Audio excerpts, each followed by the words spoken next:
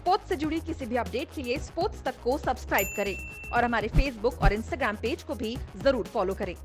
I wonder if you could start, Jimmy, by taking us through your preparation really for this huge test series. It's not, I don't know, it's probably a bit of an outlier amongst your 20 odd years in that you're not coming in from red ball practice and you've been sort of nicking a few sessions in between commentary stints. Yeah, it's not been the normal preparation, but that's just the nature of this summer. Unfortunately, there's not been much red ball cricket or red ball cricket this time of year, so we've just had to manage as best we can. I've got a couple of games in Lancashire, or one game that didn't rain, and then the rest of the time, I've just been trying to bowl in and around sort of other cricket that's been going on. So it's not been ideal, but we had a couple of good days here where the intensity's just gone up a notch. Feels like everyone's really sort of excited and hungry for the challenge of Test cricket coming back, and the last couple of days have really shown that in our intensity in practice. I think I saw Stuart saying that you guys have got together to try and bowl a bit. Have you been, while everyone's been getting amongst the 100 and playing in that, have you two been keeping each other focused on the job at hand?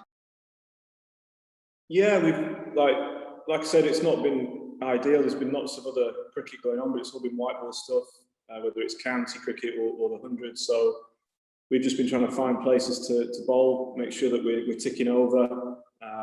We had a good net at Loughborough as well, the group of us last week. So it feels like, although it's not been ideal, it feels like we're definitely stepping up the intensity and ready to go tomorrow.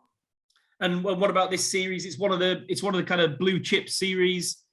When India come to town, and it's a series you've got a lot of experience in, and you've had some good highs and some good battles with people like Virat over the years. How do you, on the eve of the series, how do you see it? Well, like I said, for me this summer's been quite stop-start. So I think I'm looking forward to getting my teeth into a 5-match series. I always think that it's a really exciting time at the start of a big series like this. We know how good India are, and getting into that 5 test matches in 6 weeks is quite, it can look quite a lot, but I think for me it's really exciting that we've got this amount of cricket coming up. And I get the same feeling from the other lads in the dressing room as well. I feel like we're really ready to get going. We're really keen as well to improve from that New Zealand series earlier in the summer. I don't think we gave a great showing of ourselves. I think we can do much better than that. And like I said, the last couple of days has definitely been geared towards starting well this week and then trying to kick on throughout the next 6 weeks. Nice one. Thanks, Jimmy. Cheers, Rory. We'll go with John Etheridge and then Dean Wilson. Go ahead, John. Hi, Jimmy. Do you think it makes it easier, the fact you've been doing this for 20 years, to sort of cope with this rather unusual build-up to the Test series?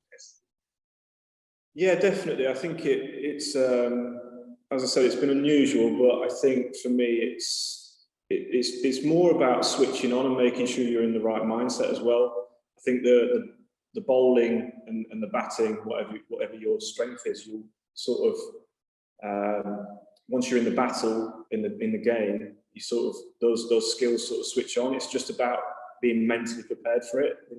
Being mentally prepared for Test cricket is very different to just turning up and turning your arm over in net. You've got to really be switched on, focused for 5 days, hard graft. We know it's going to be mentally challenging. It always is against India in particular, mentally challenging as well as physically. So it's just being very sort of making sure your game's in order, your all-round game is in order. Got 10 big Test matches in. Does it feel like a big sort of last hurrah for you, or not? Absolutely not. I feel like I'm bowling as well as ever. I feel great physically. I'm just looking forward to this series against India first, and then we'll look at everything else once we've got past this. I think it's something that I've done really well throughout my career, is focusing on what's happening right now. And right now I feel as I said, I'm bowling as well as I ever have.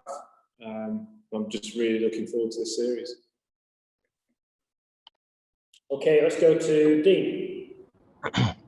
Hi, Jimmy. I know you're not the captain, but you're sort of filling that role today. Can you tell us anything about the team, about the balance of the side that you might go into? It looks like a pretty green surface out there. Is that one for four seamers, in your opinion? I'm not the captain, Dean. I just couldn't say, mate. I think it's a tricky one because there is a bit of grass on it, but it's definitely changed colour in the last few days. It's starting to turn a little bit brown as well. So I'm sure there will be a spinner in our 12 tomorrow, but we'll find that out later.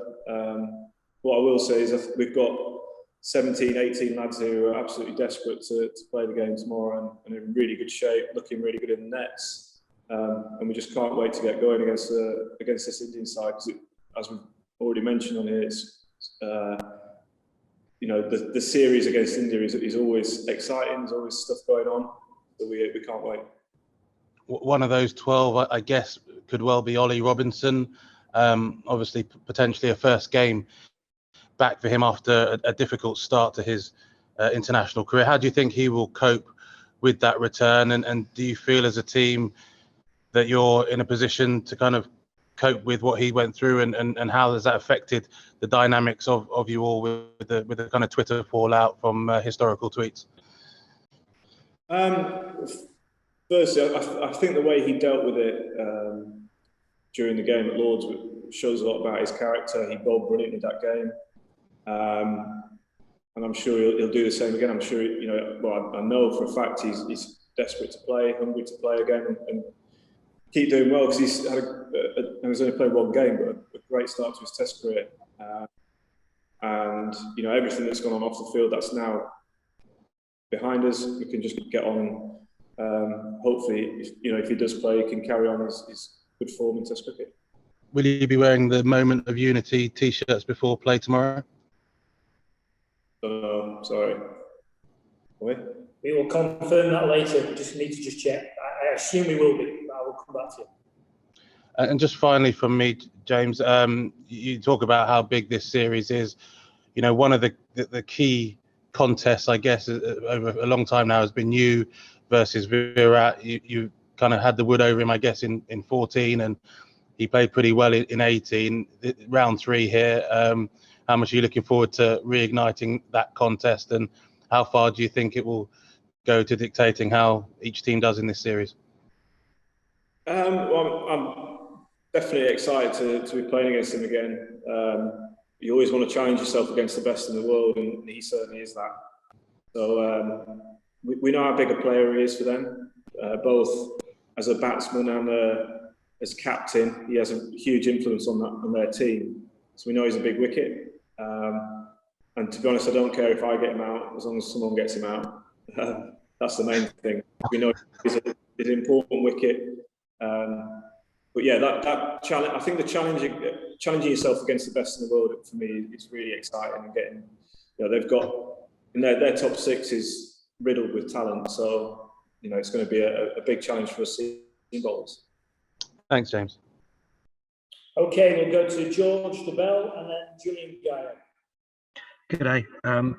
A couple of things. Firstly, is it your understanding that we're likely to have pretty flat wickets which don't play to home advantage in this series? I have absolutely no idea what wickets we're going to get this series. I think, it's very hard to say right now. I mean, from my experience, the last 20 years of playing for England, we often ask for various wickets that we want, and what turns up on the day is often quite different. So we've just got to try and prepare as best we can as a team. Whatever pitch we get, we've got to perform well on it. And generally in England, you get good wickets, and I think that is what we want. We want good wickets. We want maybe some pace, maybe some carry for the swing bowlers, seam bowlers. The nicks to carry always helps. But generally, on good wickets, the best team comes out on top. So that's what we're after. Secondly, there's probably more appreciation of how difficult it is to live life on the road. You've obviously done that for 20 odd years and seem to have coped with it really well. Just wondered whether there had been, without prying, whether there have been any moments that you found it really difficult, and also what advice you would have to other people as someone who has managed it for longer than anyone, really. Of course, there have been difficult moments. I think everyone who goes through it, playing professional sport in whatever sport it is, goes through tough periods, whether you outform, loss of confidence, injuries, pressure and stuff like that. There's all sorts of things that you've got to try and deal with. And for me, it's generally about having a good support network around you, friends and family that you can rely on and lean on. And for me, I think a big reason that I'm still playing cricket is my wife. She wants me to keep playing. She encourages me to keep playing. She's quite happy to not be around the house, I think. So she's been really supportive. And if there's ever been low points, I remember 2019 sticks out when I pulled my calf in the first Ashes test. And it was a sort of second or third time I pulled the calf, and I was really considering whether I wanted to go through the rehab again. And she basically took us away on holiday and told me to stop being silly and carry on. So I think it's important just having that support network so you can get away from the pressure, have a good sounding board around you, and yeah, that support is absolutely key. Thank you. Okay, Julian, and then we'll do one more. Go ahead, Julian. Hello, Jimmy. I just wondered why you think you've got such a good record at Trent Bridge, regardless of what pitch is prepared there. Why it suits you, your bowling so much. Well, I got told the other day I've got 3 wickets in the last 2 games here, so I'm not sure it does suit me that much. But I think in years gone by, it's definitely swing's played a big part here. I think it's a ground where we say it about a few grounds in England where you look up rather than down the pitch. If there's cloud cover, if it's humid, and generally it's a good place to bowl. Usually the nicks will carry it. If there's a little bit of grass on the wicket, it will carry through to the keeper and slips. So yeah, I think that's pretty much it. I do like playing here. I feel at home here. It's such a friendly place to play.